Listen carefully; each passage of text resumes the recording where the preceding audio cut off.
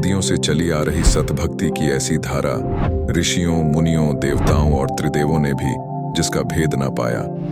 भक्ति तो सभी करते हैं,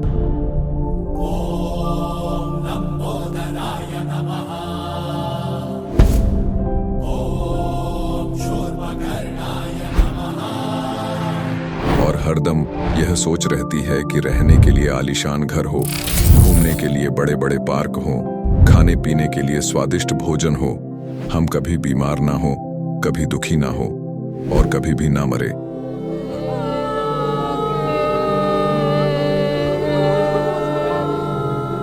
हरदम मौज मस्ती में रहे।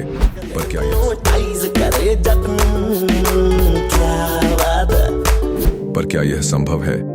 हम सब इतनी भक्ति करते हैं, व्रत करते हैं, श्राद्ध निकालते हैं, कावड़ लेकर आते हैं, बोले बोले, बोले, अरे बोले बोले, मंदिरों में जाकर मूर्ति पूजा करते हैं,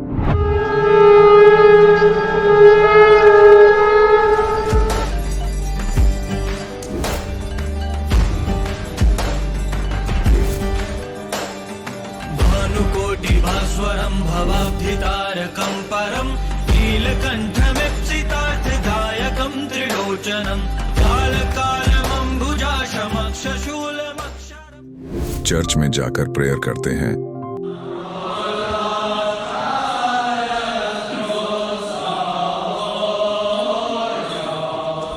मस्जिद में जाकर नमाज अदा करते हैं,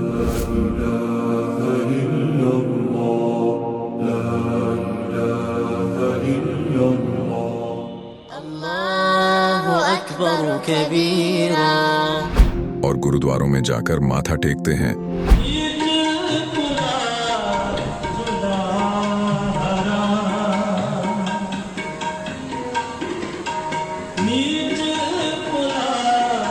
फिर भी दुखी क्यों है? लेकिन क्या आप जानते हैं वो कौन सी भक्ति है? वो भक्ति जिसने मीरा को जहर से बचा लिया, ध्रुव और प्रहलाद की रक्षा की, अंधे को आंखें और बहरे को कान दिए, कोढ़ी को काया दी, दुखियों को सुखी जीवन दिया, मरने वाले को जीवन दान दिया और लाइलाज बीमारियों को दूर किया। जब संत रामपाल जी महाराज जी से दीक्षा ले ली थी, उसके बाद जब उनका कुछ विद इन मंथ कैंसर में राहत मिली। जैसे हम लोग परमात्मा का आदेश आया, हम लोग हॉस्पिटल गए और ऑपरेशन कराया। भगत जी 1 रुपया का भी दवाई माता जी को खाना नहीं पड़ा, और जो डॉक्टर कैंसर है बताते थे, वही डॉक्टर के मुख से हमने ये सुना भगत जी कि ये चमत्कार कैसे हो गया। तो हॉस्पिटल में दिखाया तो कैंसर घोषित कर दिया डॉक्टर ने यहाँ। तो फिर इसके इलाज के लिए घूमे, इलाज भी नहीं हुआ, तो फिर घर पे थक के बैठ गए। कैंसर के लिए जिंदल हॉस्पिटल में रहा, उसके बाद सपड़ा हॉस्पिटल में रहा, उसके बाद जयपुर को दिखाया, उसमें कोई इलाज नहीं हुआ। संत रामपाल जी महाराज जी ने चरणामृत प्रसाद दिया और आशीर्वाद दिया और भक्ति ज्ञान दिया, और उसके बाद मैं तंदुरुस्त हूँ। हर दिन में अपना सब कुछ खाता हूँ, मुझे कोई समस्या नहीं। मेरे को बीमारी ये थी सर कि ब्लड ट्यूब में मेरे को एक प्रकार का पस आ गया था और इन्फेक्शन हो गया था। उस इन्फेक्शन को डॉक्टर लोग वो कह रहे थे कि इसमें आपको ऑपरेशन करना पड़ेगा। आश्रम पहुंचने में परमात्मा का नामदान लिया और जो उन्होंने मुझे उपदेश दिया, उस उपदेश देने के बाद उन्होंने आशीर्वाद दिया। आशीर्वाद देने के बाद तत्क्षण में मेरा ये रोग वहीं के वहीं दर्द बिल्कुल ठीक हो गया। भक्ति सभी करते हैं, लेकिन उपरोक्त लाभ सिर्फ सतभक्ति से ही प्राप्त होते हैं। आज भी सतभक्ति करने वाले हजारों लाखों लोगों को शास्त्र अनुसार भक्ति का अद्भुत अनुभव प्राप्त हो रहा है। आइए जानते हैं ऐसे ही लाखों श्रद्धालुओं में से एक सतभक्ति करने वाले इस श्रद्धालु का अनुभव। माता जी नमस्कार। सत श्री भाई सर जी, क्या नाम है? मेरा नाम कांता रानी है। कहाँ से आए आप? मैं पिंड बगली कलां, तहसील समराड़ा, जिला लुधियाना, पंजाब तो। संत रामपाल जी महाराज से नाम दीक्षा कब ली आपने? 26 जनवरी 2014 को। संत रामपाल जी महाराज जी की शरण में आने से पहले आप क्या भक्ति साधना करते थे? जो भी परंपराएं हैं हिंदू समाज में सभी हम करते थे और लोगों को भी करवाते थे।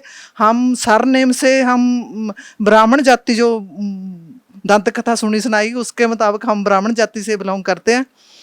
वो सभी जो मतलब हिंदू समाज में परंपराएं होती हैं, लोगों से भी करवाते थे, आप भी करते थे। आप क्या काम करते हैं? मैं आंगनबाड़ी वर्कर हूँ। हम आपसे ये जानना चाहेंगे कि आप संत रामपाल जी महाराज जी की शरण में कैसे गए?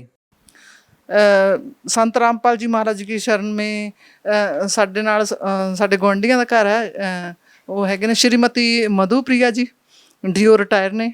ਉਹ ਆਪਣੇ ਮਕਾਨ ਦੀ ਚਾਬੀ ਮੈਨੂੰ ਸੰਭਾਲ ਕੇ ਗਏ ਸੀ। ਉਹਨਾਂ ਨੇ ਮੈਨੂੰ ਮਤਲਬ ਫੋਨ ਤੇ ਦੱਸਿਆ ਕਿ ਸਾਧਨਾ ਚੈਨਲ ਤੇ ਪ੍ਰੋਗਰਾਮ ਆਉਂਦਾ ਹੈ, ਸੰਤ ਰਾਮਪਾਲ ਜੀ ਦਾ ਨਾਮ ਨਹੀਂ ਉਹਨਾਂ ਨੇ ਲਿਆ, ਵੀ ਉਹਨਾਂ ਦਾ ਪ੍ਰੋਗਰਾਮ ਆਉਂਦਾ, ਤੁਸੀਂ ਉਹ ਪ੍ਰੋਗਰਾਮ ਦੇਖਿਆ ਕਰੋ। ਮੈਂ ਉਹਨਾਂ ਨੂੰ ਕਿਹਾ ਵੀ ਇਹ ਪ੍ਰੋਗਰਾਮ ਦੇ ਵਿੱਚ ਕੀ ਹੈ? ਉਹ ਕਹਿੰਦੇ ਵੀ ਮੈਨੂੰ ਤਾਂ ਮਤਲਬ ਹੁਣ ਪਤਾ ਲੱਗਿਆ ਵੀ ਆ ਬ੍ਰਹਮਾ ਵਿਸ਼ਨੂੰ ਮਹੇਸ਼ ਕ੍ਰਿਸ਼ਨ ਭਗਵਾਨ ਰਾਮਚੰਦਰ ਵੀ ਇਹ ਤਾਂ ਰੱਬ ਹੈ ਨਹੀਂ। ਜਦ ਉਹਨਾਂ ਨੇ ਇਸ ਤਰ੍ਹਾਂ ਕਿਹਾ, ਮੈਨੂੰ ਇੱਕਦਮ ਮੈਨੂੰ ਗੁੱਸਾ ਲੱਗਿਆ, ਮੈਨੂੰ ਦਿਲ ਨੂੰ ਧੱਕਾ ਲੱਗਿਆ ਵੀ ਉਹ ਇਹ ਗੱਲ ਕਿਉਂ ਕਹਿ ਰਹੇ ਨੇ। ਵੀ ਸਾਡੇ ਜਿਹੜੇ ਬਜ਼ੁਰਗ ਸੀ, ਸਿਆਣੇ ਸੀ ਸਾਡੇ, ਵੀ ਉਹ ਅੱਜ ਤੱਕ ਉਹਨਾਂ ਨੂੰ ਮੰਨਦੇ ਆ ਗਏ ਵੀ ਇਹਨਾਂ ਨੇ ਨਵਾਂ ਗਿਆਨ ਕਿੱਥੋਂ ਸਿੱਖ ਲਿਆ ਵੀ ਇਹ ਬ੍ਰਹਮਾ ਵਿਸ਼ਨੂੰ ਮਹੇਸ਼ ਇਹ ਤਾਂ ਪ੍ਰਮਾਤਮਾ ਹੈ ਹੀ ਨਹੀਂ। ਮੈਂ ਉਹਨਾਂ ਨੂੰ ਕਿਹਾ, ਮੈਂ ਕਿਹਾ ਵੀ ਤੁਸੀਂ ਆਪਣਾ ਗਿਆਨ ਆਪਣੇ ਕੋਲ ਰੱਖੋ, ਤੁਸੀਂ ਮੈਨੂੰ ਇਹ ਗੱਲ ਨਾ ਕਹੋ। ਉਹ ਕਹਿੰਦੇ ਵੀ ਮੈਂ ਤਾਂ ਉਹਨਾਂ ਤੋਂ ਦੀਕਸ਼ਾ ਲੈ ਲਈ। ਮੈਂ ਕਿਹਾ ਵੀ ਤੁਸੀਂ ਦੀਕਸ਼ਾ ਲੈ ਲਈ ਹੋਣੀ ਹੈ, ਵੀ ਮੇਰੇ ਸੰਤ ਤਾਂ ਸਿੱਧਸਰ ਸਿਓੜੇ ਵਾਲੇ ਸੰਤ ਬਲਵੰਤ ਸਿੰਘ ਸਿੱਧਸਰ ਸਿਓੜੇ ਵਾਲੇ ਨੇ, ਵੀ ਮੈਨੂੰ ਤੁਸੀਂ ਅੱਜ ਗੱਲ ਕਹਿਤੀ, ਮੈਨੂੰ ਤੁਸੀਂ ਗੁੰਮਰਾਹ ਨਾ ਕਰੋ, ਮੇਰੇ ਤਾਂ ਗੁਰੂ ਹੈਗੇ ਨੇ। ਉਸਕੇ ਬਾਅਦ ਮੈਂ 4-5 ਮਹੀਨੇ ਮਤਲਬ ਉਹ ਪ੍ਰੋਗਰਾਮ ਨੂੰ ਦੇਖਿਆ ਨਹੀਂ। ਉਸ ਤੋਂ ਬਾਅਦ ਇੱਕ ਦਿਨ ਅਚਨਚੇਤ ਤੇ ਚੈਨਲ ਲੱਗ ਗਿਆ। ਮੈਂ ਕਿਹਾ ਵੀ ਕਿਤੇ ਇਹੀ ਤਾਂ ਨਹੀਂ ਉਹ ਕਹਿੰਦੇ ਸੰਤ ਰਾਮਪਾਲ ਜੀ ਮਹਾਰਾਜ ਜੀ ਕਹਿੰਦੇ। ਜਦ ਮੈਂ ਦੇਖਿਆ ਉਹਨਾਂ ਨੇ ਮੈਨੂੰ ਉਹੀ ਮਤਲਬ ਮੈਂ ਦੇਖਿਆ ਤੇ ਸੰਤ ਰਾਮਪਾਲ ਜੀ ਮਹਾਰਾਜ ਜੀ ਦਾ ਮੈਂ ਪ੍ਰੋਗਰਾਮ ਸੁਣਿਆ। 1 ਦਿਨ ਸੁਣਿਆ, 2 ਦਿਨ ਸੁਣਿਆ, ਮੈਂ ਲਗਾਤਾਰ 10 ਦਿਨ ਸੁਣਿਆ। ਮੇਰੇ ਸਾਡੇ ਤੱਕ ਪਾਠ ਖੋਲ੍ਹਤੇ, ਮੈਂ ਸਾਰੇ ਪਰਿਵਾਰ ਨੂੰ ਵੀ ਸੁਣਨ ਲਾਤਾ ਵੀ ਤੁਸੀਂ ਵੀ ਇਹ ਪ੍ਰੋਗਰਾਮ ਦੇਖੋ। ਅਤੇ ਅਸੀਂ ਦੇਖਦੇ ਗਏ ਸਾਨੂੰ ਉਹ ਦਿਨ ਆਉਣ ਦੇ ਵਿੱਚ ਆਵੇ ਵੀ ਅਸੀਂ ਕਿਹੜੀ ਘੜੀ ਜਾ ਕੇ ਆਸ਼ਰਮ 'ਚੋਂ ਜਾ ਕੇ ਗੁਰੂ ਜੀ ਦੇ ਦਰਸ਼ਨ ਕਰੀਏ, ਨਾਮ ਲੈ ਲਈਏ। ਉਸ ਤੋਂ ਬਾਅਦ ਮਤਲਬ ਮੇਰੀ ਕਦੇ ਵੋਟਾਂ 'ਚ ਡਿਊਟੀ ਆ ਜਾਵੇ, ਕਦੇ ਮੈਂ ਪਲਸ ਪੋਲੀਓ 'ਚ ਮੇਰੀ ਡਿਊਟੀ ਆ ਜਾਵੇ, ਕਦੇ ਮਰਦਮਸ਼ੁਮਾਰੀ 'ਚ ਆ ਜਾਵੇ, ਮੈਨੂੰ ਉਹ ਦਿਨ ਆਉਣ 'ਚ ਨਾ ਆਵੇ। ਅਤੇ ਪਹਿਲਾਂ ਮੇਰਾ ਬੇਟਾ 20 ਜਨਵਰੀ ਨੂੰ ਜਾ ਕੇ ਮਤਲਬ ਨਾਮ ਲੈ ਆਇਆ, ਅਤੇ 26 ਜਨਵਰੀ 2014 ਨੂੰ ਮੈਂ ਅਤੇ ਮੇਰੇ ਹਸਬੈਂਡ, ਜਿਨ੍ਹਾਂ ਦੇ ਮਤਲਬ ਕਿ ਬ੍ਰੇਨ ਹੈਮਰਜ ਹੋਇਆ ਸੀ, ਉਹਨਾਂ ਦੇ ਨਾਲ ਮਤਲਬ ਉਹਨਾਂ ਦਾ ਇੱਕ ਪਾਸਾ ਖੜ ਗਿਆ ਸੀ। ਅਸੀਂ ਇੰਨੀ ਬੁਰੀ ਹਾਲਤ ਵਿੱਚ ਉਹਨਾਂ ਨੂੰ ਲੈ ਕੇ ਬਹੁਤ ਮੁਸ਼ਕਿਲ ਨਾਲ ਪਹੁੰਚੇ ਸੀ। ਪਹਿਲਾਂ ਮੇਰਾ ਭਰਾ, ਉਹਨਾਂ ਨੂੰ ਲੈ ਕੇ ਜਾਣ ਵਾਲਾ ਕੋਈ ਵੀ ਨਹੀਂ ਸੀ, ਮੇਰੇ ਬੇਟੇ ਨੂੰ ਕਿਤੇ ਕੰਮ ਸੀਗਾ, ਅਤੇ ਅਚਨਚੇਤ ਮੇਰਾ ਭਰਾ ਅਪ੍ਰੈਲ ਦੇ ਵਿੱਚੋਂ ਆਉਣਾ ਸੀ ਅਤੇ ਉਹ ਮਤਲਬ ਕਿ ਜਨਵਰੀ ਦੇ ਵਿੱਚ ਗੁਜਰਾਤ ਦੇ ਵਿੱਚੋਂ ਆ ਗਿਆ।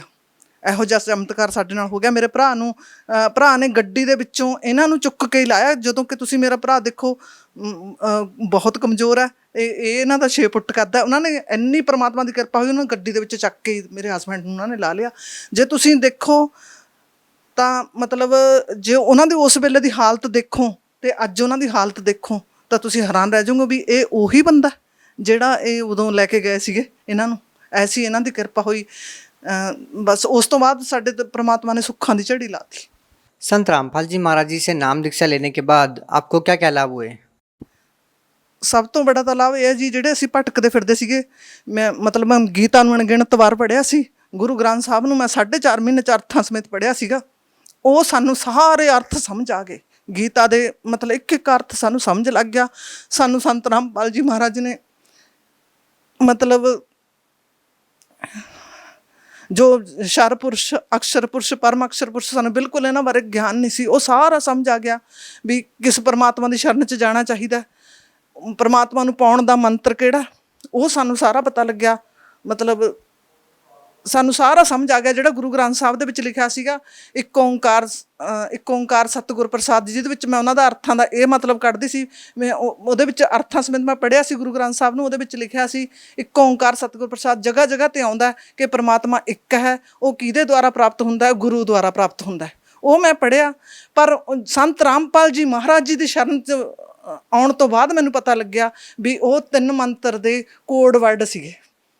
ਓਮ ਤਤ ਸਤ, ਜੋ ਗੀਤਾ ਦੇ ਵਿੱਚ ਲਿਖਿਆ ਹੋਇਆ ਓਮ ਤਤ ਸਤ, ਇੱਕ ਓਂਕਾਰ, ਸਤਨਾਮ ਕਰਤਾ ਪੁਰਖ, ਉਹ ਤਿੰਨੋਂ ਮੰਤਰ ਦੇ ਕੋਡ ਵਰਡ ਗੁਰੂ ਗ੍ਰੰਥ ਸਾਹਿਬ ਦੇ ਵਿੱਚ ਸੀ। ਉਹ ਮੈਨੂੰ ਸੰਤ ਰਾਮਪਾਲ ਜੀ ਮਹਾਰਾਜ ਜੀ ਦੀ ਸ਼ਰਨ, ਤਤਵਦਰਸ਼ੀ ਸੰਤ ਰਾਮਪਾਲ ਜੀ ਮਹਾਰਾਜ ਜੀ ਦੀ ਸ਼ਰਨ ਵਿੱਚ ਆਉਣ ਤੋਂ ਬਾਅਦ ਪਤਾ ਲੱਗਿਆ।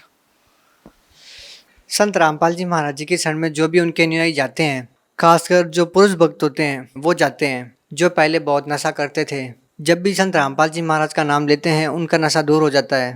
आपके साथ क्या अनुभव रहा जब आपके घर वाले संत रामपाल जी महाराज से नाम दीक्षा लेने के लिए गए? हाँ जी, ਮੈਂ ਬਚਪਨ ਤੋਂ ਹੀ ਮਤਲਬ ਬੀੜੀ ਤੋਂ ਬਹੁਤ ਨਫ਼ਰਤ ਕਰਦੀ ਸੀ। ਮੇਰੇ ਪਿਤਾ ਜੀ ਬੀੜੀ ਪੀਂਦੇ ਸੀ। ਸਾਡਾ ਆਪਸ 'ਚ ਬਹੁਤ ਖਿੱਚਾਤਾਣੀ ਰਹਿੰਦੀ ਸੀ। ਮੈਂ ਉਹਨਾਂ ਨੂੰ ਗੁੱਸੇ ਹੁੰਦੀ ਸੀ ਵੀ ਤੁਸੀਂ ਬੀੜੀ ਨਾ ਪੀਆ ਕਰੋ। ਮੈਂ ਉਹਨਾਂ ਦੇ ਭਾਂਡੇ ਵੀ ਅਲੱਗ ਕੱਢਤੇ ਸੀਗੇ ਵੀ ਤੁਸੀਂ ਬੀੜੀ ਨਾ ਪੀਆ ਕਰੋ। ਮੈਨੂੰ ਮਜ਼ਾਕ ਕਰਦੇ ਹੁੰਦੇ ਸੀ, ਕਹਿੰਦੇ ਵੀ ਜੇ ਤੇਰੇ ਘਰ ਵਾਲਾ ਬੀੜੀ ਪੀਂਦਾ ਹੋਇਆ ਫਿਰ ਤੂੰ ਕੀ ਕਰੇਂਗੀ। ਉਹੀ ਗੱਲ ਹੋਈ, ਮੇਰੇ ਘਰ ਵਾਲਾ ਬੀੜੀ ਪੀਂਦਾ ਸੀ। ਸਾਡੀ ਬਹੁਤ ਆਪਸ 'ਚ ਖਿੱਚਾਤਾਣੀ ਰਹਿੰਦੀ ਸੀ। ਮੈਂ ਬਹੁਤ ਰੋਕਦੀ ਸੀ ਵੀ ਤੁਸੀਂ ਬੀੜੀ ਨਾ ਪੀਆ ਕਰੋ, ਪਰ ਇਹ ਬੀੜੀ ਪੀਣ ਤੋਂ ਹਟਦੇ ਨਹੀਂ ਸੀ। ਕਾਫੀ ਦੇਰ ਮੇਰੇ ਕਲੇਸ਼ ਕਰਨ ਤੋਂ ਬਾਅਦ ਵੀ ਕੁਛ ਦਿਨ ਬੀੜੀ ਛੱਡ ਕੇ ਫੇਰ ਪੀਣ ਲੱਗ ਜਾਂਦੇ ਸੀਗੇ।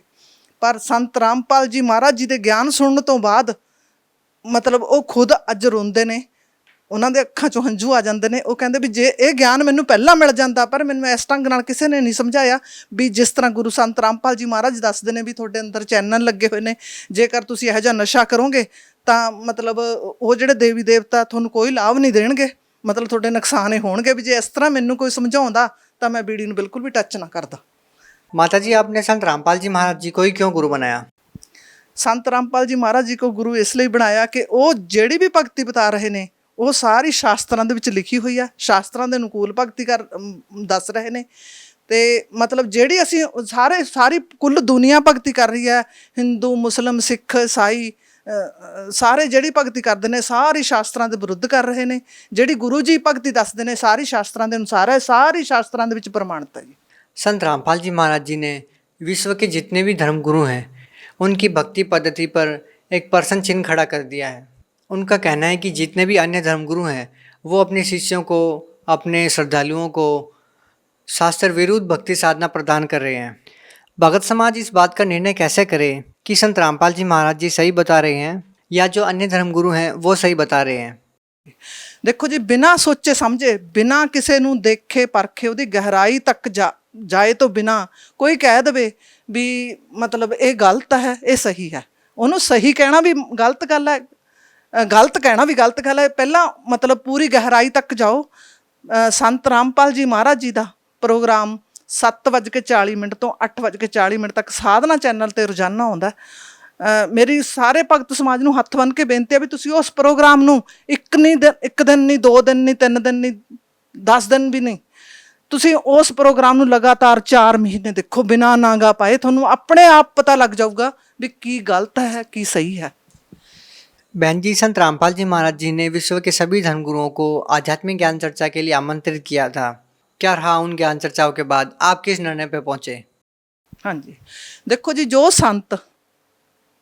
संत ਢੋਲ ਦੇ ਡੰਕੇ ਤੇ ਟੀਵੀ ਦੇ ਮਾਧਿਅਮ ਤੋਂ, ਸੀਡੀ ਦੇ ਮਾਧਿਅਮ ਤੋਂ, ਕਿਤਾਬਾਂ ਦੇ ਮਾਧਿਅਮ ਤੋਂ ਮਤਲਬ ਪੂਰੇ ਜ਼ੋਰ ਸ਼ੋਰ ਨਾਲ ਮਤਲਬ ਇਹ ਪ੍ਰਚਾਰ ਕਰ ਰਹੇ ਨੇ ਵੀ ਜਿੰਨੇ ਵੀ ਹਿੰਦੂ, ਮੁਸਲਿਮ, ਸਿੱਖ, ਈਸਾਈ ਨੇ ਸਾਰੇ ਸ਼ਾਸਤਰਾਂ ਦੇ ਅਨੁਸਾਰ ਵਿਰੁੱਧ ਭਗਤੀ ਕਰ ਰਹੇ ਨੇ। ਨਾ ਕੋਈ ਦੁਨੀਆ ਭਰ ਦੇ ਵਿੱਚ ਕੋਈ ਵੀ ਸੰਤ ਨਹੀਂ ਠੀਕ ਹੈਗਾ। ਉਹ ਸ਼ਰੇਆਮ ਕਹਿ ਰਹੇ ਨੇ ਜੇ ਦਾਸ ਹੈ, ਸ਼ਰੇਆਮ ਕਹਿ ਰਹੇ ਨੇ ਜੇ ਦਾਸ ਹੈ। ਮੈਂ ਸਾਰੇ ਭਗਤ ਸਮਾਜ ਨੂੰ ਇਹੀ ਕਹਿਣਾ ਚਾਹੁੰਦੀ ਹਾਂ ਜੋ ਪ੍ਰਮਾਤਮਾ ਨੂੰ ਪਾਉਣਾ ਚਾਹੁੰਦੇ ਨੇ, ਇਹੀ ਕਹਿਣਾ ਚਾਹੁੰਦੀ ਹਾਂ ਵੀ ਉਹ ਮਤਲਬ ਇਹ ਚੀਜ਼ ਦੇਖਣੀ ਚਾਹੀਦੀ ਹੈ ਉਹਨਾਂ ਨੂੰ ਵੀ ਇਹ ਕਿਉਂ ਕਹਿ ਰਹੇ ਨੇ, ਵੀ ਫਿਰ ਕੀ ਠੀਕ ਹੈ। ਵੀ ਨਾ ਹਿੰਦੂ ਠੀਕ ਹੈ, ਨਾ ਮੁਸਲਿਮ ਠੀਕ ਹੈ, ਨਾ ਈਸਾਈ ਠੀਕ ਜਾ ਰਹੇ ਨੇ, ਨਾ ਕੋਈ ਸੰਤ ਠੀਕ ਹੈ, ਫਿਰ ਕੀ ਠੀਕ ਹੈ। ਇਹ ਸੰਤ ਰਾਮਪਾਲ ਜੀ ਮਹਾਰਾਜ ਜੀ ਦਾ ਪ੍ਰੋਗਰਾਮ ਦੇਖਣ ਤੋਂ ਬਾਅਦ ਉਹਨਾਂ ਨੂੰ ਆਪਣੇ ਆਪ ਨਿਰਣੇ ਹੋ ਜਾਊਗਾ। ਮੇਰਾ ਇਹ ਮੇਰੀ ਗੁਜ਼ਾਰਿਸ਼ ਹੈ ਕਿ 85% ਮੈਨੂੰ ਆਸ ਹੈ ਕਿ ਜਦ ਸੰਤ ਰਾਮਪਾਲ ਜੀ ਮਹਾਰਾਜ ਜੀ ਦਾ ਗਿਆਨ ਸੁਣਨਗੇ, ਉਹਨਾਂ ਦੀ ਗਹਿਰਾਈ ਤੱਕ ਜਾਣਗੇ, ਉਹਨਾਂ ਦੀਆਂ ਬੁੱਕਾਂ ਪੜ੍ਹਨਗੇ, ਉਹਨਾਂ ਨੂੰ ਆਪਣੇ ਆਪ ਨਿਰਣੇ ਹੋ ਜਾਊਗਾ। 85% ਸਮਾਜ ਬਿਨਾਂ ਮਤਲਬ देर कहे जल्दी तो जल्दी इधर आ जाऊगा। संत रामपाल जी महाराज से नाम दीक्षा लेने के बाद आपको क्या लाभ मिला? ਸਾਡੇ ਜੀ ਸਭ ਤੋਂ ਬੜਾ ਲਾਭ ਤਾਂ ਇਹ ਹੈ ਵੀ ਮਤਲਬ ਸਾਨੂੰ ਸਤ ਭਗਤੀ ਮਿਲੀ, ਜਿਹੜਾ ਕਿ ਅਸੀਂ ਮੰਦਰਾਂ, ਗੁਰਦੁਆਰਿਆਂ ਦੇ ਵਿੱਚ, ਤੀਰਥ ਸਥਾਨਾਂ ਤੇ, ਬੜਿਆਂ ਵਡੇਰਿਆਂ ਤੇ, ਸਤੀਆਂ ਤੇ ਲੱਭਦੇ ਫਿਰਦੇ ਸੀਗੇ, ਉਹ ਸਾਨੂੰ ਮਿਲਿਆ। ਜਿਹੜਾ ਅਸੀਂ ਆਪ ਵੀ ਗੁੰਮਰਾਹ ਸੀਗੇ, ਸਰਾਧ ਕੱਢਦੇ ਸੀਗੇ, ਹਿੰਦੂ ਪਰੰਪਰਾ ਮੁਤਾਬਕ ਅਸੀਂ ਪੰਡਤ ਕਹਾਉਂਦੇ ਸੀ, ਦੰਤ ਕਥਾ ਦੇ ਮੁਤਾਬਕ ਸਰਨੇਮ ਸਾਨੂੰ ਲੱਗੇ ਹੋਏ ਨੇ ਜਿਹੜੇ, ਉਹਦੇ ਮੁਤਾਬਕ ਅਸੀਂ ਲੋਕਾਂ ਨੂੰ ਵੀ ਗੁੰਮਰਾਹ ਕਰ ਰਹੇ ਸੀਗੇ। ਉਹ ਅਸੀਂ ਬਿਲਕੁਲ ਮਤਲਬ ਉਸ ਜਿਹੜੀ ਭਟਕਣਬਾਜ਼ੀ ਆ ਬਿਲਕੁਲ ਬੰਦ ਹੋ ਗਈ। ਜਿਹੜਾ ਸਭ ਤੋਂ ਵੱਡਾ ਲਾਭ ਹੈ ਉਹ ਇਹ ਲਾਭ ਹੋਇਆ ਕਿ ਸਾਨੂੰ ਸੱਤ ਭਗਤੀ, ਸੱਤ ਮਾਰਗ ਸਾਨੂੰ ਮਿਲ ਗਿਆ। ਜਿਹੜੇ ਅਸੀਂ ਬਹੁਤ ਬਹੁਗੁਣਿਆਂ ਦੇ ਵਿੱਚ ਸੀ, ਛਛੋ ਪੰਜਾਂ 'ਚ ਪਏ ਹੋਏ ਸੀ, ਉਹ ਬਿਲਕੁਲ ਐਨ ਨਿਰੋਲ ਹੋ ਗਏ। ਸਭ ਤੋਂ ਬੜੀ ਇਹ ਭਗਤੀ ਇਹ ਹੈ ਕਿ ਇਹਦੇ ਵਿੱਚ, ਇਸ ਭਗਤੀ ਦੇ ਵਿੱਚ ਕਿਸੇ ਤੱਕ ਕੋਈ ਮਤਲਬ ਨਹੀਂ ਰਹਿੰਦਾ, ਕਿਸੇ ਤੱਕ ਕੋਈ ਮਤਲਬ ਨਹੀਂ। ਕੋਈ ਆਉਂਦਾ ਆਵੇ, ਜਾਂਦਾ ਜਾਵੇ, ਨਹੀਂ ਆਉਂਦਾ ਨਾ ਆਵੇ, ਕੋਈ ਰਿਸ਼ਤੇਦਾਰ ਰੁੱਸਿਆ ਰਹੇ, ਕੋਈ ਸਾਨੂੰ ਕਿਸੇ ਤੱਕ ਕੋਈ ਮਤਲਬ ਨਹੀਂ ਰਹਿ ਗਿਆ। ਸੰਤ ਰਾਮपाल जी महाराज जी ने ਸਾਨੂੰ ਇਹੋ ਜਿਹੀ ਸਿੱਖਿਆ ਦਿੱਤੀ ਵੀ ਇਹਨਾਂ ਸਾਰੇ ਝੰਜਟਾਂ ਨੂੰ ਛੱਡੋ। आपने कहा कि आपको सबसे बड़ा लाभ आध्यात्मिक लाभ हुआ। संत रामपाल जी महाराज जी ने सभी धर्मगुरुओं के बारे में ये बताया कि उनकी पूजा की पद्धति सही नहीं है। आखिर जो संत रामपाल जी महाराज जी की भक्ति है उसका क्या आधार है? गीता, श्रीमद् भगवत गीता, गुरु ग्रंथ साहब, पवित्र गुरु ग्रंथ साहब, बाइबल, कुरान शरीफ, चारों वेद। वेदों में से, गुरु ग्रंथ साहिब में से, कुरान शरीफ में से, बाइबल में से अपना ज्ञान आधार रख के समाज को भक्ति विधि बता रहे हैं। तो आखिर संत रामपाल जी महाराज जी किस धर्म को श्रेष्ठ मानते हैं? वो समाज को किस धर्म की ओर ले जाने के लिए अग्रसर कर रहे हैं? ਉਹ ਕਹਿੰਦੇ ਵੀ ਹਿੰਦੂ, ਮੁਸਲਿਮ, ਸਿੱਖ, ਈਸਾਈ ਵੀ ਇਹ ਕਾਲ ਨੇ ਸਾਰਿਆਂ ਸਾਨੂੰ ਭਰਮਿਤ ਕੀਤਾ ਹੋਇਆ। ਨਾ ਕੋਈ ਹਿੰਦੂ ਹੈ, ਨਾ ਮੁਸਲਮਾਨ ਹੈ, ਨਾ ਸਿੱਖ, ਈਸਾਈ ਹੈ। ਉਹ ਕਹਿੰਦੇ ਜੀਵ ਹਮਾਰੀ जाति है, मानव धर्म हमारा। हिंदू, मुस्लिम, सिख, ईसाई धर्म नहीं कोई न्यारा। जी बहुत बहुत धन्यवाद। अब जगत गुरु तत्वदर्शी संत रामपाल जी महाराज जी के सत्संग के माध्यम से उस अद्वितीय आध्यात्मिक ज्ञान के बारे में जानते हैं जिसके माध्यम से आप भी प्राप्त कर सकते हैं ऐसे आध्यात्मिक, मानसिक और भौतिक सुख जो अभी तक आपने सिर्फ मीराबाई, ध्रुव, प्रहलाद जैसे कुछ ही भक्तों की जीवन कथा में सुने होंगे। अब सुनिए तत्वदर्शी संत के संग शास्त्र अनुकूल भक्ति सत्संग, ऐसा अद्वितीय आध्यात्मिक ज्ञान जिसका है सर्वधर्मों के पवित्र शास्त्रों में प्रमाण। बुखार ने उसके शरीर की व्यवस्था को खराब कर दिया, जो मीठी वस्तु को भी कड़वी महसूस कर रहा है। उसका इलाज क्या है कि जैसे मलेरिया हो जाता है और कुनीन सबसे कड़वी औषधि होती है, और न चाहते हुए भी कड़वी लगो तो लगो, वो खानी ही पड़ेगी। उस कड़वी औषधि के बार बार खाने से ना चाहते हुए भी खानी पड़ती है वो, और उसके खाने से बुखार नाश हो जाएगा, और जो कड़वी मीठी वस्तु कड़वी लगा करती वो मीठी लगनी प्रारंभ हो जाएंगी, और जितना भी बुखार उतरता चला जाएगा उतना ही कुछ ना कुछ आहार प्राणी प्रारंभ कर देता है। तो ठीक इसी प्रकार जिनके अंतःकरण के अंदर पाप कर्मों का जबर घना है, उनको परमात्मा की चर्चा अच्छी नहीं लगती। ना लगने दो, इसको ना चाहते हुए भी सुनो सत्संग को, न चाहते हुए एक बार भक्ति अवश्य शुरू करो। कबीर साहब कहते हैं, कबीर हरि के नाम को हिज भजो चे खज, और उल्टा सुल्टा उगेगा खेत पड़ा जो बीज। इसने चाहे प्यार तो भज लो शुरुआत में, और चाहे खज के भज लो, ये तो करना पड़ेगा। कबीर हरि के नाम को हज भजो चाहे खज, उल्टा सुल्टा उग ही खेत पड़ा जो बीज।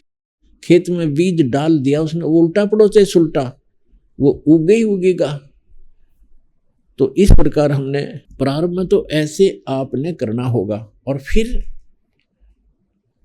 कुछ दिनों के बाद क्या होगा कि आप भक्ति नहीं कर लोगे तब तक आपकी रुचि नहीं बनेगी, काम अन्य कार्य करने को भी दिल नहीं करेगा।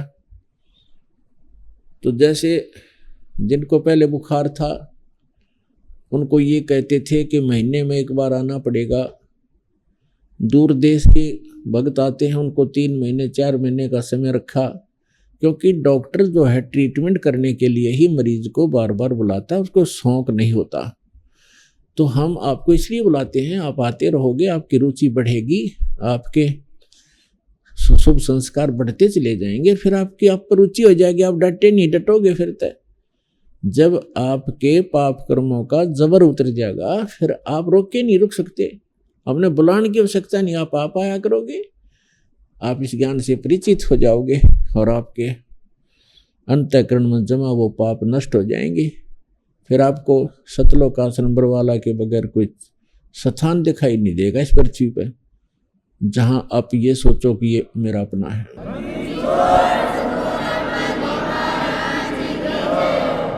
अब कबीर साहब कहते हैं, कबीर पिछले पाप से हरि चर्चा ना सुहावे, या ऊँघ है या उठ चले, ना और बात चलावे। जैसे हमने देखा कई बार किसी भगत को हम साथ ले जाते सत्संग में, गुरु जी के सत्संग में, ऐसे कह सुन के प्यारते हैं, कोई जान पहचान का शर्म से आ जाता, तो थोड़ी देर तो बैठता सत्संग सुनता, फिर या तो लटके लेने लग जाता नू, फिर उसका हम छेड़ते छुआ मत, नो का चल लाएंगे चल, मतलब कुछ काम याद आ गया। ये वो ना तो आप सुने हमने ना हमने सुन दे, क्यों उसके पाप ना टिकने दे। कबीर साहब कहते हैं कबीर पिछले पाप से हरिचर्चा ना सुहावे, और कहूँगे और कह उठ चले, ना उरे बात चलावे। सत्संग हो रहा होता है, वो पहली बार जो हम लेकर के 1-2 बार ऐसा चांस हुआ तो उसको सत्संग चल रहा है और बीच में कुछ और बात याद दिला देगा। वो काम था ना, एक अपने वहाँ जाना था, उसको हम कहते डट जा थोड़ी देर सत्संग सुनने, फिर बातें करेंगे। फिर मैं कहा मैं चलूँ तो आ जाइए, अब जा भाई, हम तो नहीं उठ सकते क्योंकि हम तो जिस उद्देश्य से आए वो काम करेंगे। तो हमें पता था भगवान की उस थर्मामीटर से पता लग गया था कि इसके बुखार है अभी। तो कबीर साहब कहते हैं कबीर पिछले पाप से हरिचर्चा ना सुहावे, और कहूँगा कह उठ चले, ना और बात चलावे। और फिर वही प्राणी देखे हमने 1-2 बार ऐसे आए, फिर क्योंकि तो एक इंजेक्शन लग गया, सत्संग में आ गया, 10-20 मिनट भी बैठ गया प्राणी, तो भी नरम हो गया उसका पाप। और फिर वही आदमी है 2-2 घंटे जो एक टक देखते रहते हैं आगे और क्या सत्संग होगा, आगे और क्या बताएंगे गुरुजी। कई बार तो ऐसे होता है, अरे थोड़ा ही सत्संग हुआ आज तो भाई, 2.5 घंटे को भी ऐसा लगता है जैसे थोड़ा ही सत्संग हुआ।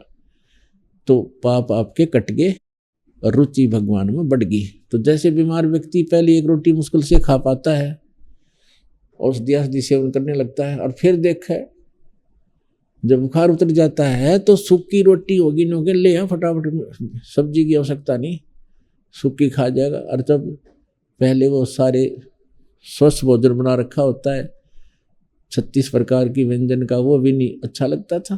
तो पुण्यात्मा सत्संग में आने से, ये तत्व ज्ञान सुनने से हमारे युगों के पाप नाश होते हैं। जब तक हम सत्संग में नहीं आएंगे तो वो स्थान ही नहीं जहाँ पर हम पाप नाश कर सकें। जैसे आप संसार में जाते हैं, किसी भी कार्य में जाते हैं, तो वहाँ पर आपको सारी रोजी रोटी रोजगार व्यवसाय के व्यक्ति मिलेंगे, उनकी एक जैसी चर्चा, एक जैसे विचार, एक जैसा भाव, एक जैसी क्रियाएं होंगी। तो वहाँ तो आपके पाप बढ़े ही बढ़ेंगे। अब जैसे कोई, अब ठीक है काम भी करने पड़ेंगे, फील्ड में भी जाना है और सब कुछ हमने करना भी पड़ेगा, लेकिन उसके लिए तरीका बताया है। जैसे आप प्रतिदिन कपड़ा पहनते हो और काम करते हो, कोई मजदूरी करता है, कोई नौकरी करता है, या कोई अन्य व्यवसाय करता है, कोई खेती करता है, तो कपड़ा मैला होता है, तो मैला होगा, स्वाभाविक है वो। तो फिर उसका तरीका है कि उसको साबुन और जल के प्रयोग से स्वच्छ करो, डेली धो लो उसको। तो ठीक इसी प्रकार जब तक हम भक्ति नहीं करते, जब तक हम सत्संग रूपी इस सरोवर में नहीं आते और राम नाम का साबुन हम नहीं लगाते, तब तक तो हमारा ये अंतःकरण रूपी शरीर, ये चोला जो है अंतःकरण, ये मैला मैला हुआ था, पाप ही पाप इकट्ठे होते। अब हम सत्संग भी सुनते हैं, स्मरण भी करते हैं, दान भी करते हैं, तो हमारा जो मैला तो होना ही है, स्वाभाविक है, लेकिन वो साफ भी डेली हो रहा है। इस प्रकार से हम उन करोड़ों पापों से बचे रहेंगे, वो संग्रहित ना होंगे। अब जैसे गीता जी के 18वें अध्याय में लिखा है कि अर्जुन, कुछ ऐसे कर्म हैं, कोई भी ऐसा कर्म नहीं है जिसमें पाप ना होते हों इस पृथ्वी पे। कोई भी अग्नि धूमा रहित नहीं है। फिर उसमें ये साथ में निर्णय दिया है कि जैसे जो कर्तव्य कर्म है उनको करने से पाप नहीं लगता। जैसे किसान खेती करता है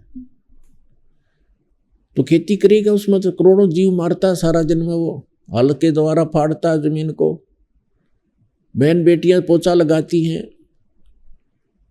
डॉक्टर भी इंजेक्शन लगाते हैं, वो जीव मारते हैं जो हानिकारक होते हैं बॉडी के अंदर। और वैसे भी कोई व्यापार बिजनेस के लिए, अपने मजदूरी के लिए चलता फिरता है, या कस्सी से धरती खोदता है, कोई भी काम करता है, रोटी बनाते हैं, अग्नि जलाते हैं, इन सब में पाप होते हैं। इसके लिए परमात्मा ने बताया है कि इसका एक विधान है, मानव शरीर प्राप्त प्राणी को गुरु बनाना अनिवार्य है। जब ही बच्चा 3 वर्ष का हो जाए उसके लिए गुरु होना अनिवार्य है, अध्यात्म गुरु। अब जैसे पुण्यात्मा जिन्होंने गुरु नहीं बना रखे और गुरु बना रखे हैं तो नकली बना रखे हैं, जिनको जो अधिकारी नहीं है। अब जैसे एक लाइसेंस, ड्राइविंग लाइसेंस होता है, चालक प्रमाण पत्र, तो जिसके पास चालक प्रमाण पत्र अथॉराइज्ड है, ठीक ढंग से बना हुआ, सही अधिकारी से बनाया हुआ ड्राइविंग लाइसेंस है और वो गाड़ी चला रहा है और किसी कारण से दुर्घटना हो जाती है, तो सबसे पहले जांच अधिकारी उसका लाइसेंस देखेगा।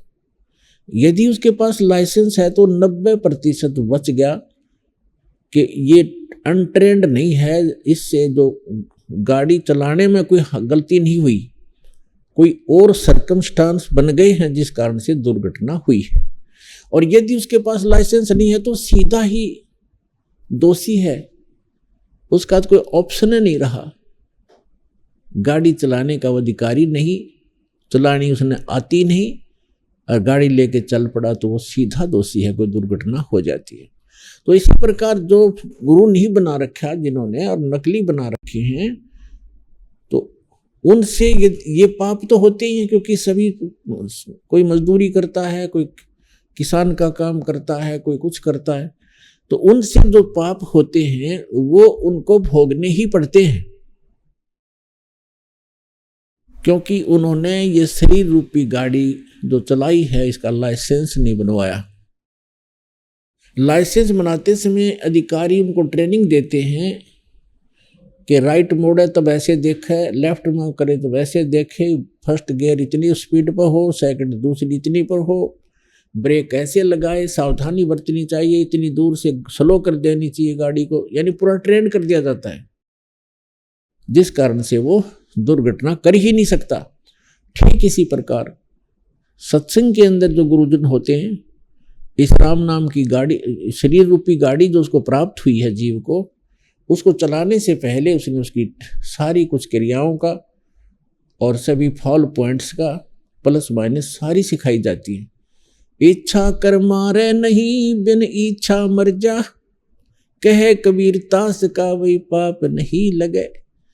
जान कर नहीं मारे, जैसे कोई चल रहे हो रास्ते में और कीड़ियों का नाल आ गया, जानबूझ के उनको पर पैर नहीं रखे, कोशिश करे बचने की। अगर आप रास्ता है थोड़ा सा, इधर फसल है इधर फसल है, पानी भरा फसल में, आप रास्ते पर से जा रहे हो तो उसके ऊपर कीड़ी आ गई हैं, तो आपका इच्छा उनको मारना नहीं है, और वो क्योंकि वो गलत स्थान पर आ गई, उनका रास्ता नहीं है वो, तो वहां अगर आपके पैर के नीचे कोई मर भी जाता है तो आपको मन में मलाल रहे, ये ऐसा भाव बना रहे कि हे भगवान ये हो रहा है पाप, लेकिन मजबूर हूं मैं। और जैसे किसान हल जोतता है तो उसका वहां जीव मारना उद्देश्य नहीं है, वहां उसने वो कर्तव्य कर्म उसका जो अलाउड है वो कर रहा है, तो उससे पाप नहीं होगा उसको। उसके ऐसे जो पोचा मारते हैं, उपदेश ले रखा है, उनका उद्देश्य जीव मारना नहीं है, वो सफाई करना, नहीं तो वो हानि कर देंगे शरीर को, उसको हानि पहुंचा देंगे। तो इसलिए वह पोचा लगाना, फिनाइन वगैरह जो भी तुम लगाते हो कोई दिक्कत नहीं, लगा सकते हैं, तो उसका पाप नहीं होता। फिर दूसरा, फिर भी थोड़ा बहुत मैल अगर बनता है तो हम प्रतिदिन नित्यनेम करते हैं, मंत्र करते हैं, साबुन और जल हम प्रतिदिन प्रयोग करते हैं, अंतःकरण की सफाई हो ही जाती है। तो इस प्रकार हम इस जीवन को सफल करेंगे।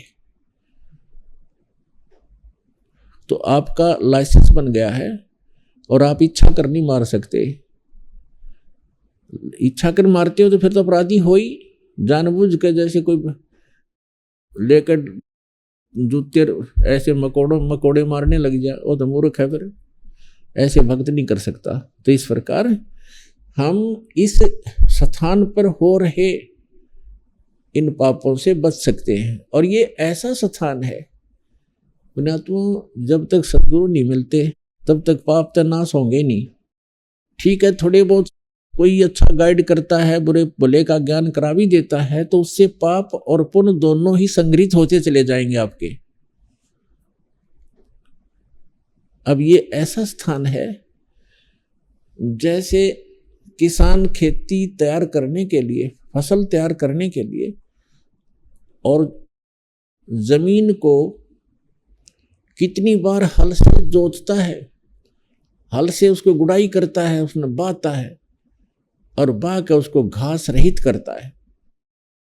तो यहाँ हरियाणा क्षेत्र में खासकर रोहतक, सोनीपत, भिवानी और ये जींद, करनाल आदि के जो डिस्ट्रिक्ट हैं हरियाणा की, इनमें हमें देखा है कि फसल तैयार करने के लिए गेहूं बोने से पहले कम से कम 4-5 बार वैसे जमीन को सूखा बहाना पड़ता है ताकि वो घास फूस रहित हो जाए और फिर फसल बोई जाती है। और पुण्यात्मा तब जाकर के उसमें बीज भी डाला जाता है, उसकी भी कीमत लगे। हल से खेत ट्रैक्टर से जमीन को बोहाया है, गुड़ाई कराई है, उसके पैसे लगे, बीज बोया उसके पैसे लगे, और फिर खाद पानी डाला उसके पैसे लगे, तब जाकर के मुश्किल से गेहूं की कनक दिखाई देती है, प्राप्त होती है। इतना प्रयत्न करके, इतनी मेहनत करके, तो फसल तैयार करने के लिए, कनक प्राप्ति के लिए तो किसान को कितना मेहनत और खर्चा करना पड़ा। और उसी जमीन को बिल्कुल ना बाओ ना समारो, छोड़ दो फ्री। 1 वर्ष के अंदर उसमें इतना अड़ंगा इकट्ठा हो जाएगा, दिखाई भी ना दे यहाँ क्या जमीन भी है कि नहीं, यूं फंस जाएगा है। तो ये जो अड़ंगा बेमतलब का, जिन अनावश्यक जो ये तापा हो गया।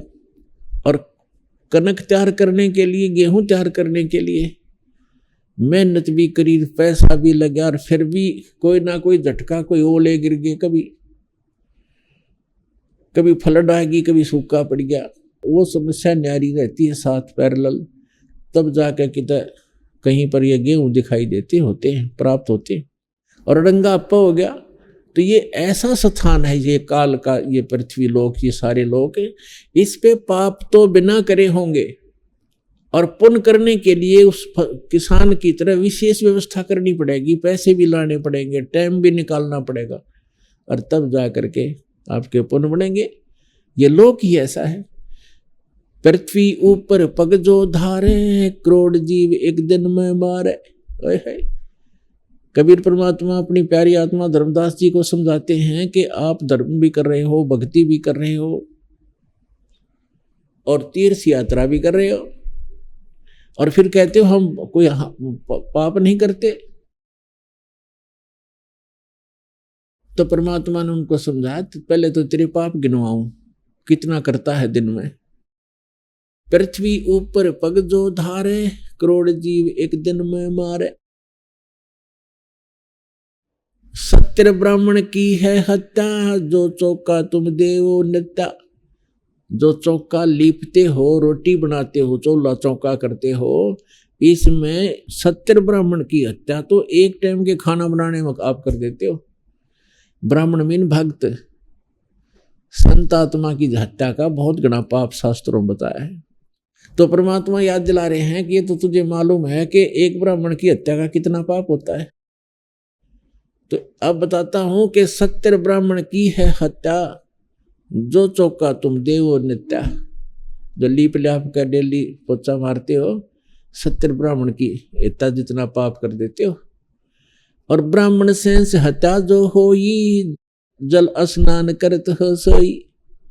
1000 ब्राह्मणों की हत्या उस समय कर देते हो जब तीर्थ में जाकर या किसी जोड़ तालाब में आप स्नान करते हो। ऐसे सूक्ष्म जीवों को रगड़ रगड़ कर मार डालते हो, और पुण्य एक भी ना होता तीर्थ पाने का, और पाप ढेर सारे हो गए। हरी बाती पृथ्वी के रंगा, अंत कोट जीव उड़े पतंगा। सूक्ष्म कर्मी कीट मर जाई, सूक्ष्म जीव जो दर्शे नाही। हरी बाती पृथ्वी के रंगा। आपने देखा होगा छोटे छोटे जीव पृथ्वी जैसे कलर के, घास जैसे कलर के, दिखते भी नहीं और वो भी मर जाते हैं। तो परमात्मा कहते हैं तारक मंत्र कोट जपाही, ये जीव हंसा उतरे नाही। जिन मंत्रों का तुम जाप करते हो, जिन भगवानों का तुम मंत्र जाप करते हो, इनके मंत्र के जाप से करोड़ तारक मंत्र कर लियो तुम्हारे फिर भी पाप नहीं कटेंगे। तुम कौन राम का जपते जापम, तात कटे ना ये तीनों ताप। तुम किस भगवान की भक्ति करते हो जिससे तुम्हारे 3 ताप का भी नाश नहीं हो सकता। अपने आत्मा तत्व ज्ञान की कमी के कारण हम भक्ति करते करते भी फेल होकर गए पृथ्वी से। अब दया करी परम पिता ने, सतगुरु आए दया करी, ऐसे दीन दयाले, बंदी छोड़ वृत्तास का, जठरग्नि प्रतिपाले। किसी दयालु दाता खुद परमात्मा आए सतगुरु रूप बना के, ऐसे दीन दयाल, ना उनको क्या हो सकता थी से बढ़िया लोग को छोड़ के यहाँ धक्के खाए, काशी में दानक जुलाहा बने, लोगों ने पत्थर मारे। वो उसी समय ये ज्ञान दिया करते जो दास आज आपको उस परमेश्वर का दिया हुआ अनमोल खजाना बांट रहा है। उस मालिक का दिया हुआ ये ज्ञान आप तक पहुंच रहा है। उनके साथ तो जो जुल्म किए थे वो तो सुन लेते हैं, तो दास की आंखों से आंसू नहीं सूखते। और अब इस दास ने जब परमात्मा के उस ज्ञान को उसके बच्चों तक पहुंचाना शुरू किया तो दास के साथ कितना जुल्म ढाए, झूठे अफवाहें फैलाई, झूठे मुकदमे बनाया, जेल में डाला। लेकिन समर्थ का संग है, उसका वचन है कि पूरे विश्व में ये ज्ञान जाएगा, पूरे बच्चे उसके परमात्मा की भक्ति किया करेंगे। एक बार पुनः सतयुग जैसा माहौल इस पृथ्वी पर होगा, वो होगा इस ज्ञान से, और भगवान आपका पल पल पर साथ देगा। आप पर बुराई ना करोगे, और बुराई करोगे तो आपको पाप दिखाई देंगे, आप कर नहीं सकते। और जो आपकी आवश्यकता वस्तु होगी भगवान आपको सुबह रखे पाओगा आपके द्वार के सामने। ये वो समर्थ है, कोई बालक नहीं।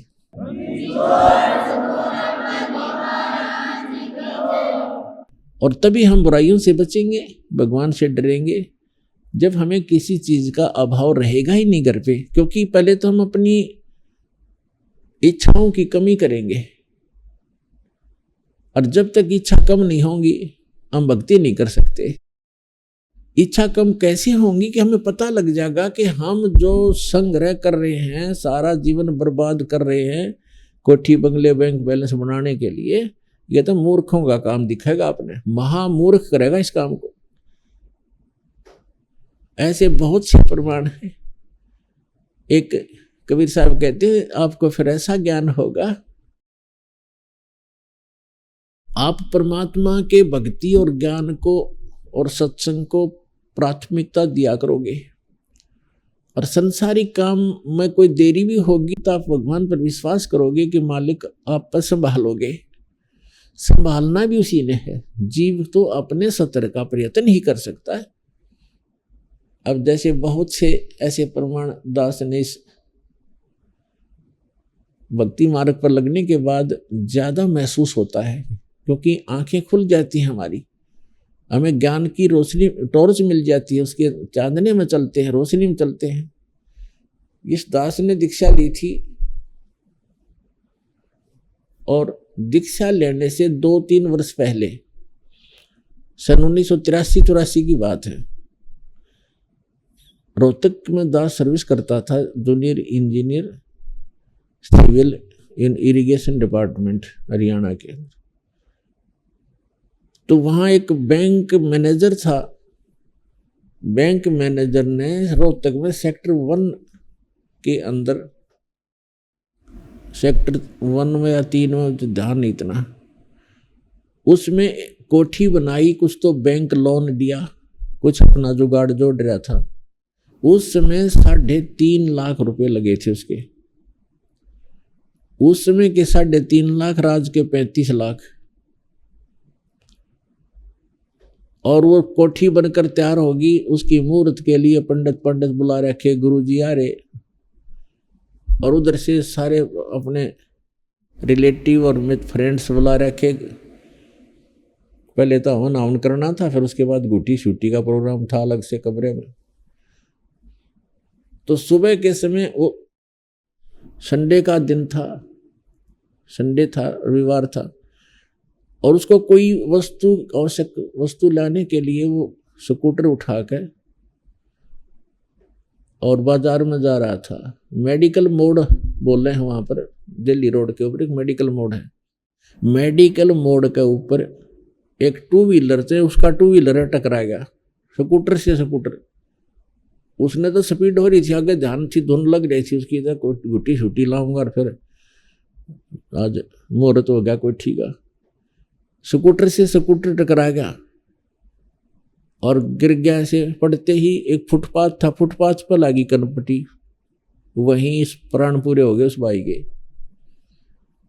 अब मुहूर्त धरी धराई रहेगी और 3.5 लाख की कोठी खड़ी खड़ाई रहेगी, क्योंकि अपना जाने की तो कुत्ता बन के सैर सपट्टे कर रहा होगा। तो पुण्यात्माओं, हमारे को ये दिखाई देने लग जाएंगे, फिर हम केवल उसी डलों को नहीं ढोएंगे, हम साथ में भगवान आधार दूर बना के रखेंगे। तो फिर हमारा कोई कार्य ना भी हो तो हम विश्वास सब्र करेंगे, परमात्मा की दया है, इसमें कोई हित है हमारा।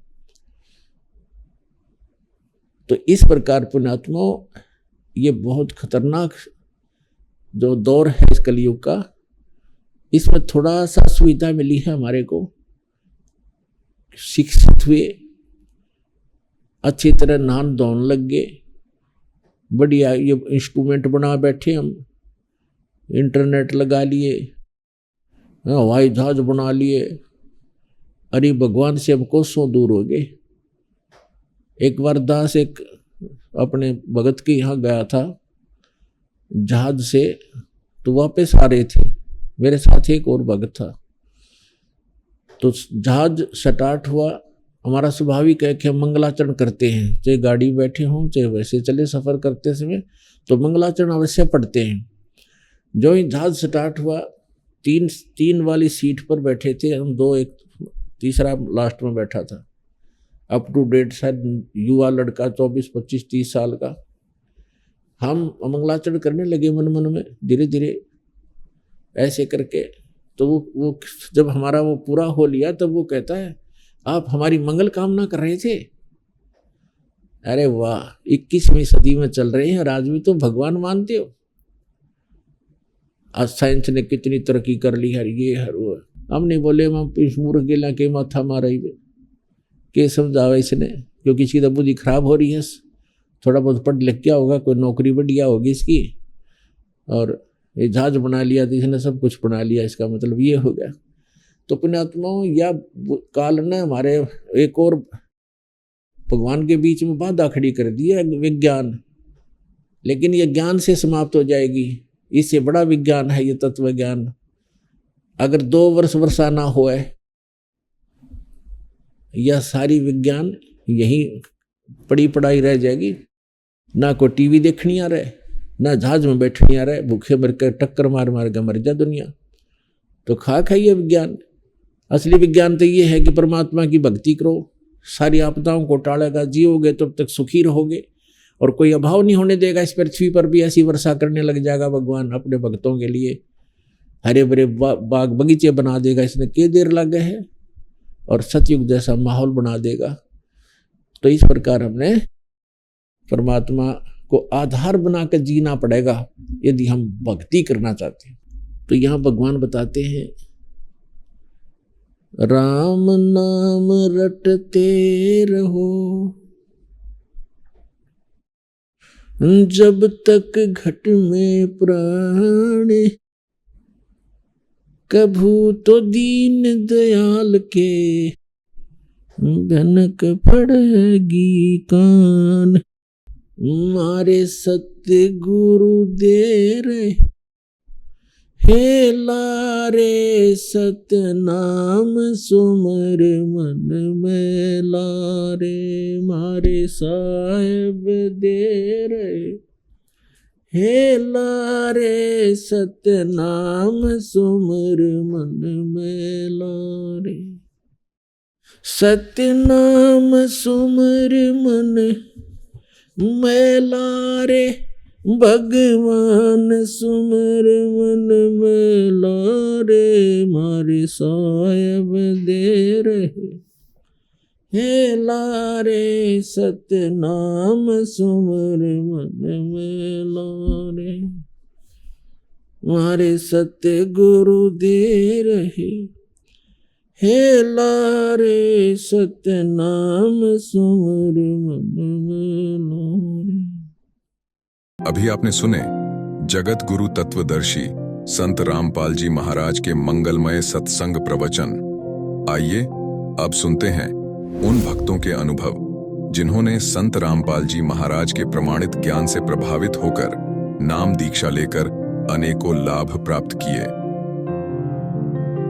नमस्कार सर। नमस्कार सर। सर क्या नाम है आपका? रंजीत माझी है सर। रंजीत जी आप कहाँ से हैं? कलाहांडी डिस्ट्रिक्ट ओडिशा से। संत रामपाल जी महाराज से नाम दीक्षा आपने कब ली? 7 जनवरी 2018 को। संत रामपाल जी महाराज से नाम दीक्षा लेने से पहले आप क्या भक्ति साधनाएं किया करते थे? ऐसे हम आदिवासी होने के बाद, एसटी होने के बाद, हमारा जो परंपरा में था भूत प्रेत, वो देवी देवता मसाणी, वो सब पूछता था, बकरा उकरा काटता था, वही सब करते आता था। उसका साथ साथ मतलब जो ब्रह्मा विष्णु महेश्वर जो शिव मंदिर वो सब जाता था। तो फिर आप संत रामपाल जी महाराज की शरण में कैसे आए? एक बार इसमें गाड़ी एक्सीडेंट हो गया सर। मैं गाड़ी से गिर गया था तो उसमें चोट लगा। चोट लगने के बाद 15-20 दिन जाने के बाद मेरा ये पैर रात को इतना बड़ा हो गया, तो मैं सुबह उठते देखा तो मेरा पैर नहीं उठ रहा है। तो मैं सोचा ये क्या हो गया मेरे को। फिर बाद में मेरे को याद आया कि मैं जो एक्सीडेंट हुआ था इसका वजह से ये हुआ। फिर मेरे दोस्त लोग मुझे हॉस्पिटल ले गया, जो मांडोसिल बोल के गाँव है सर। तो उसी में ले गया तो वो डॉक्टर एक छोटा मोटा डॉक्टर था, उसका पास ले गया तो एक औषध मेडिसिन लिखा कि उसको दुकान से लेके आओ, उसका बाद मैं उसका ट्रीटमेंट करूँगा बोला। तो मेरा दोस्त बोला ठीक है तू यहाँ आराम कर, मैं औषध लेके आता हूँ। बोला वो गया। तो मैं बोला कि नहीं भाई मैं अकेले यहाँ नहीं बैठूँगा, मेरे को भी साथ ले जा, तो दोनों औषध लेके आऊँगा तो साथ में चला जाऊँगा। ऐसा सोच के जब गया तो वहाँ पर जो मेडिसिन दुकान जिसका है वो खुद एक डॉक्टर है, मांडोसिल का है, वो साहू डॉक्टर है, अभी भी उसका बड़ा दुकान है। तो उसने बोला जब हम पर्ची दिया तो ये किसके लिए भाई? बोला तो मेरा दोस्त बोला वो मेरा दोस्त है उसके लिए। बोला तो उसको लेके आओ, मैं भी डॉक्टर हूँ, चेक करूँगा बोला। तो वो जब मेरे को देखा तो बोला कि भाई ये कैसे हुआ? तो मैं बोला एक्सीडेंट हो गया था सर और 10-15 दिन के बाद ये हुआ है। तो वो बोला सीजन क्या बोलता है उसको, इन्फेक्शन ऐसा बोला मेरे को, इन्फेक्शन बोला। तो मैं ठीक है सर अब तो आप इलाज कर दीजिए बोला। तो वो मेरे को 4 इंजेक्शन दिया उस दिन और बोला कि कल शाम को 5 बजे आ जाना बोला।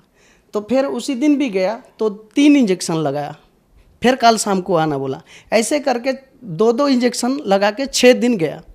6 दिन जाने के बाद सर जी 6 दिन के शाम में जब पहुंचा वहाँ पर तो एक मतलब ऐसे डब्बा लेके आया, डब्बा ले आया और मेरे को लेटा दिया और वो डब्बा नीचे डाला और मेरे पैर को ऐसे दबाने लगा तो वो डब्बा में 2 डब्बा खून जैसा गोला गोला निकला, 2 डब्बा, इतना बड़ा डब्बा में मेरे यहाँ से।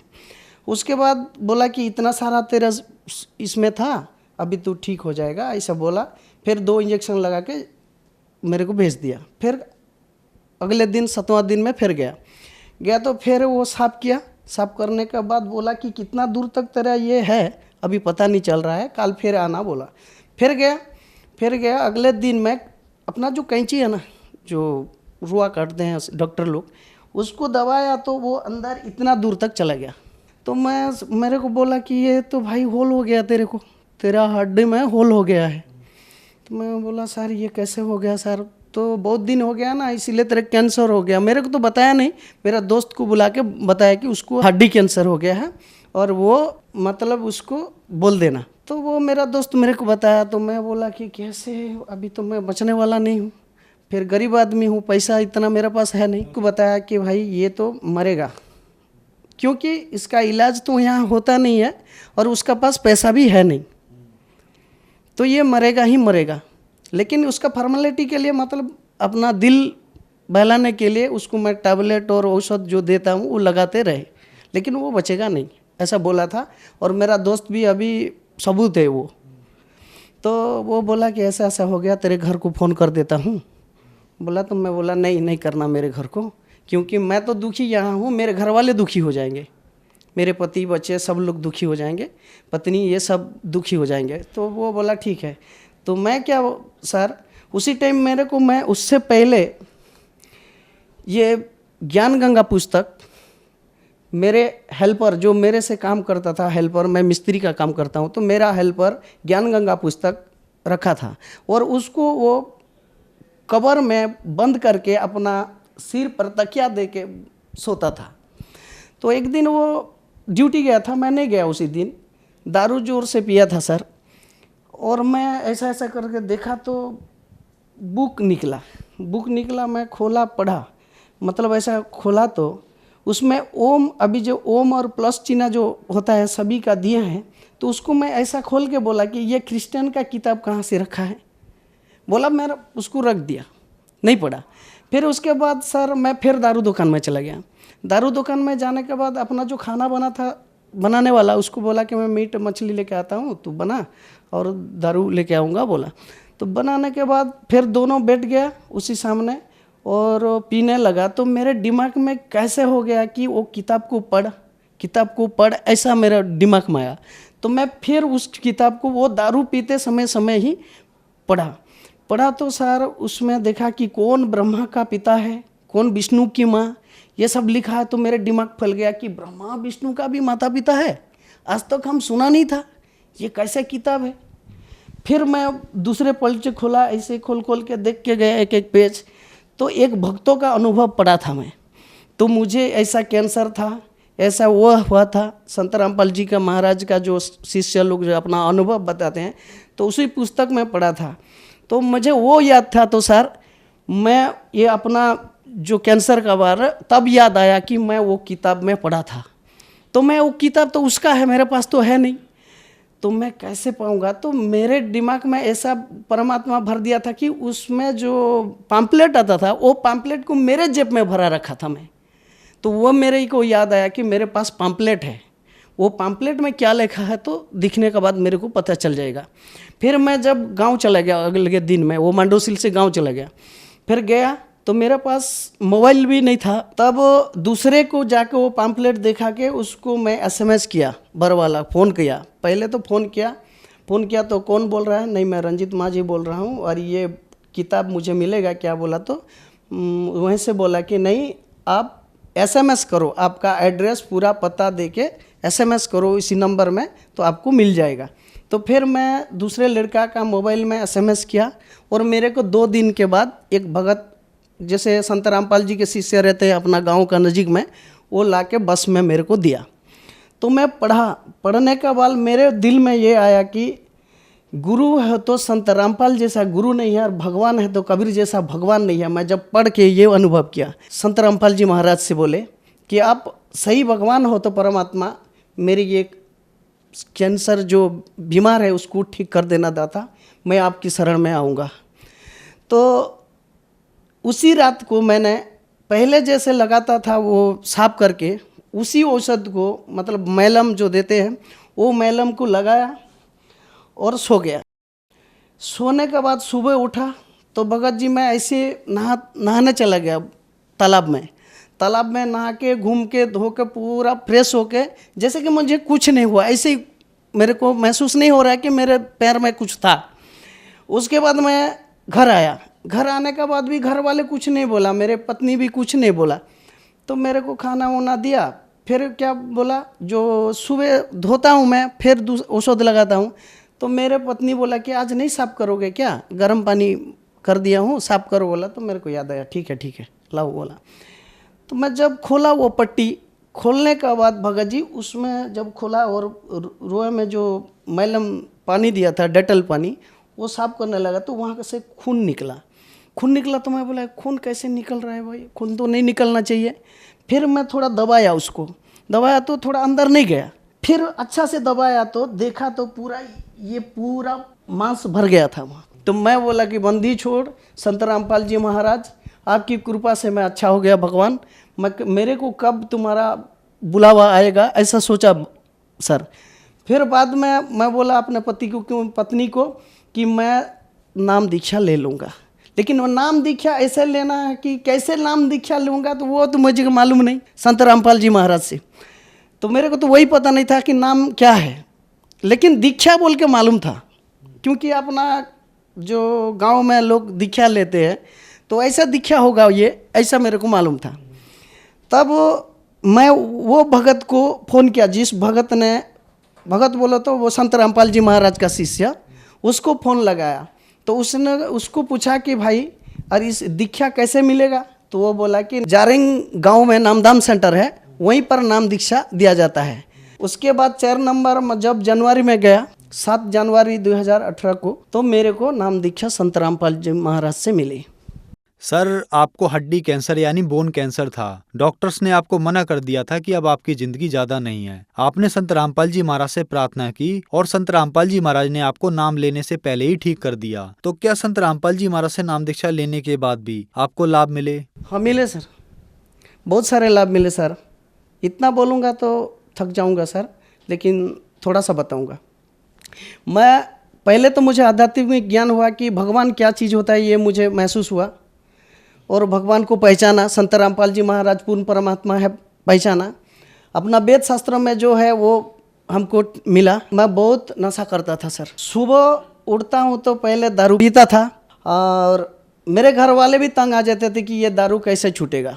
और मेरे पत्नी बहुत सारे मंदिर मस्जिद ऐसे व्रत रखता था कि ये दारू छोड़े बोल के।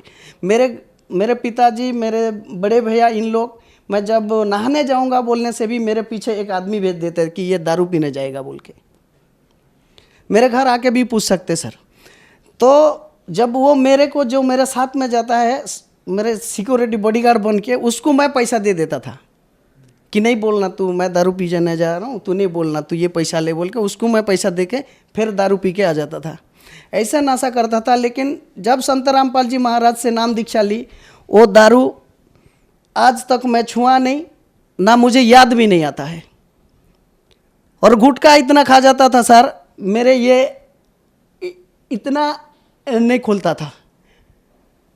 वो भी संत रामपाल जी महाराज की दया से छूट गया सर। सर, संत रामपाल जी महाराज से नाम दीक्षा लेने के बाद आपको बहुत सारे लाभ प्राप्त हुए। तो जो दर्शक आज आपको टीवी पर देख रहे हैं, खास करके उड़ीसा में कैंसर के पेशेंट की बहुत ज्यादा संख्या है। लोगों के पास पैसे नहीं है इलाज कराने के लिए और आप उनके लिए एक उदाहरण हैं। तो जो दर्शक आज आपको देख रहे हैं और वो भी इन बीमारियों से ग्रस्त हैं, उनके लिए आप क्या कहना चाहेंगे? उनके लिए मेरे ये कहना है, उनकी प्रार्थना है कि इनको संत रामपाल जी महाराज की सत्संग सुने। और मैं जैसे संत रामपाल जी महाराज का ज्ञान गंगा पढ़ के अपना बीमार का, नाइलाज बीमार का ठीक हुआ हूँ, तो आप लोग भी संत रामपाल जी महाराज के ज्ञान सुने और सत्संग देखें। जैसे टीवी में बहुत सारे चैनल में आते हैं और कल अपना बीमारियाँ ठीक करें। तो इनको ये निवेदन करता हूँ कि आप भी मेरे जैसा नाली जाली बीमारी से ठीक हो सकते हैं। संत रामपाल जी महाराज से नाम दीक्षा कैसे ली जा सकती है? संत रामपाल जी महाराज का बहुत सारे टीवी चैनल में सत्संग आते हैं, उसके नीचे एक पिल्ली पिट्टे आते हैं और उसमें एक नंबर आता है। उसी नंबर में कांटेक्ट करने के बाद आपको आपका जहाँ का नज़दीक का नामदान सेंटर होगा उसी का पता दिया जाएगा। आप नामदान लेकर अपना कल्याण करा सकते हैं। यही मेरा विनती है। धन्यवाद जी। सत साहिब सर।